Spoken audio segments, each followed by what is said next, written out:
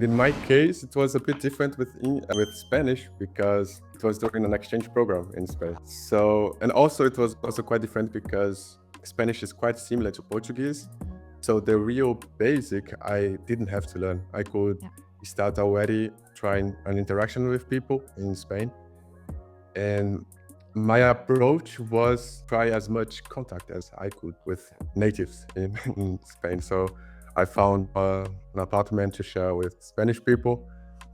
I attended the university, everything in Spanish. Also, we're going to the parties where the Spanish people would go instead of going to the international ones where people will speak in English. Smart. So the Very smart. Very smart. yeah, it did work this way because they are so similar. And then the whole time I was always trying to learn the whole day. And then after 5 months over there, then I could speak it pretty much. I also had breakthrough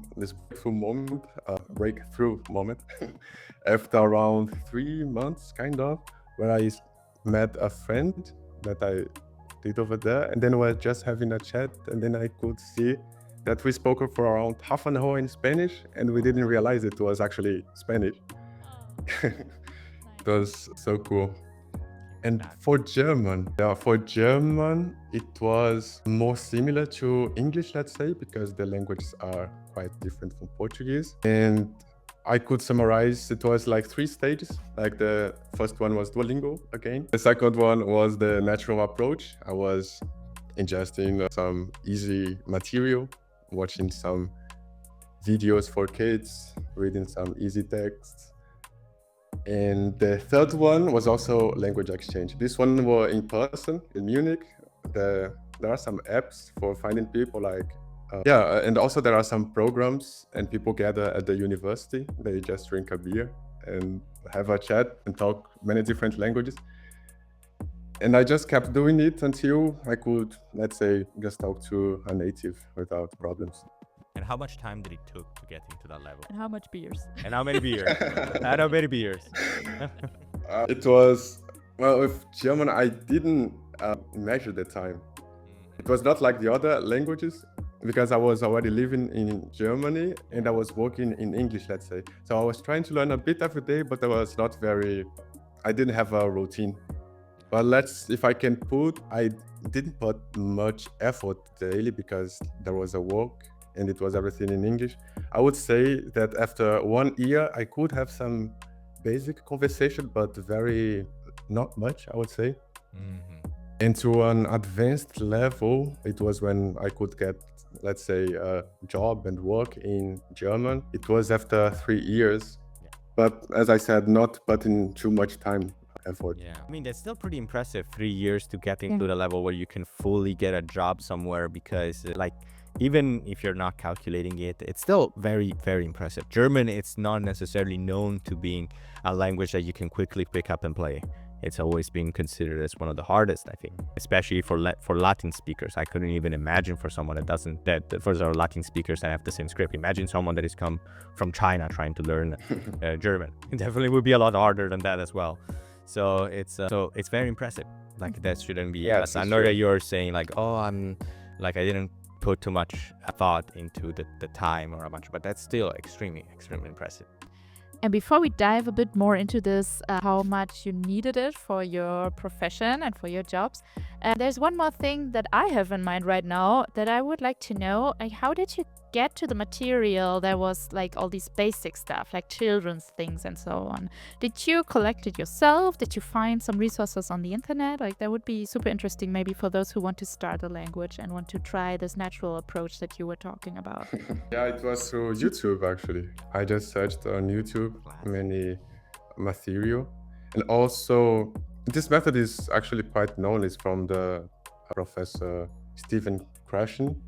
So for example, I was trying to learn French some months ago, and then I started to look for natural approach for French, and then I saw a channel on YouTube of a person that talks to you and then do drawings and everything in French, talking an easy language.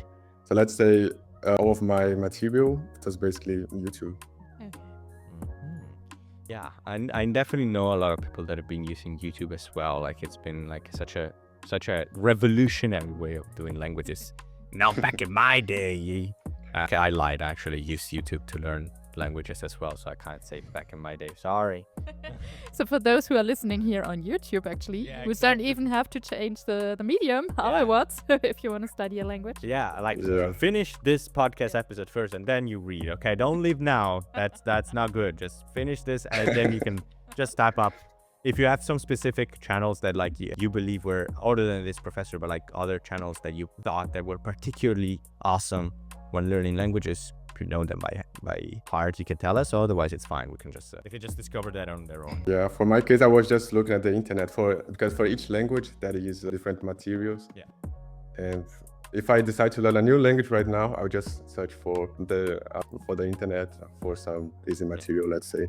Let's just say there's enough material for There you is. to learn.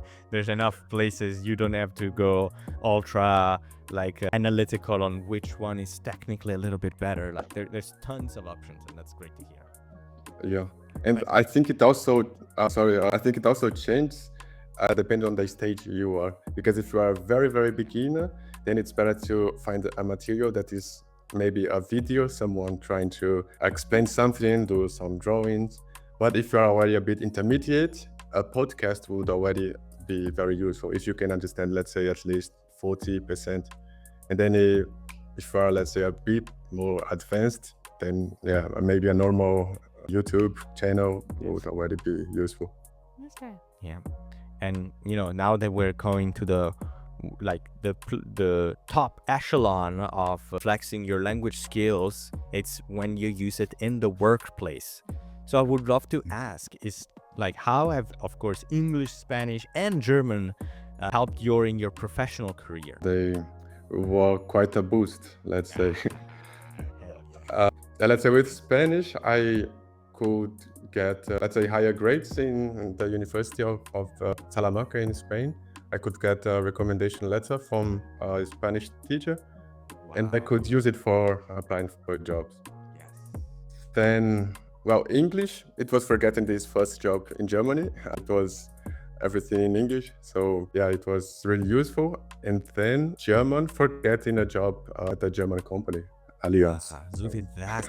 Look at this. Look at the clean hierarchical, like changes between jobs. That's a dream. That's just a dream. Do you apply all these languages regularly? It depends. Some of them, yes. Like German, I apply daily because of my job. Also Spanish, I have many Spanish friends, Spanish-speaking friends. And let's say English, sometimes, and not that much, only when I'm traveling or in some events like right now. Yeah. Italian, only sometimes also, not much. Only if I travel to Italy or with an Italian person. That's all you need, honestly. As an Italian man, I can say like if you're speaking Italian outside of Italy, like you go ahead, buddy. Like don't worry about it. You don't feel pressured of not speaking Italian. But so yeah, like you got to apply so many languages at once, and sometimes it can bring some challenges. So like, what's your biggest challenge of applying new languages in work environment? Tough question. Yeah, I think the biggest challenge, at least in my case right now that I'm working for a German company with many natives, I think the biggest challenge is to convey credibility for the natives speaking as we know, let's say. Because I think you need to be careful about speaking the language correctly, not make much mistakes. Because if you are, let's say, if you are giving an advice or discussing about some important topic, and then you are doing so many mistakes in the link, this can make the person think that you are not professional enough, or you don't have the competence enough, which is not always, which of course it doesn't have to be one thing with another, it's just the level of the language. So it's necessary, I would say, when talking to natives, to keep, let's say, a professional tone and also be able to speak the language, which is quite not easy.